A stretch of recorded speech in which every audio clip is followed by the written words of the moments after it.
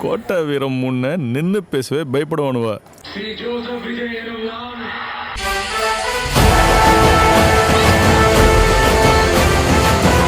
இந்திய அரசியல் அமைப்பின்பால் உண்மையான நம்பிக்கையும் மாறா பற்றும் கொண்டிருப்பேன் என்றும் இந்திய நாட்டின் ஒப்பில்லாத முழு முதல் ஆட்சியையும் ஒருமையையும் நிலை நிறுத்துவேன் என்றும் உண்மையாகவும் உளச்சான்றின்படியும் என் கடமைகளை நிறைவேற்றுவேன் என்றும் அரசியல் அமைப்பிற்கும் சட்டத்திற்கும் இணங்க அச்சமும் ஒருதலை சார்பும் இன்றி விருப்பு வெறுப்பை விலக்கி பலதரப்பட்ட மக்கள் அனைவருக்கும் நேர்மையானதை செய்வேன் என்றும் ஆண்டவன் மீது ஆணையிட்டு உறுதி உங்க விஜய் உயிர் என்ன வரனா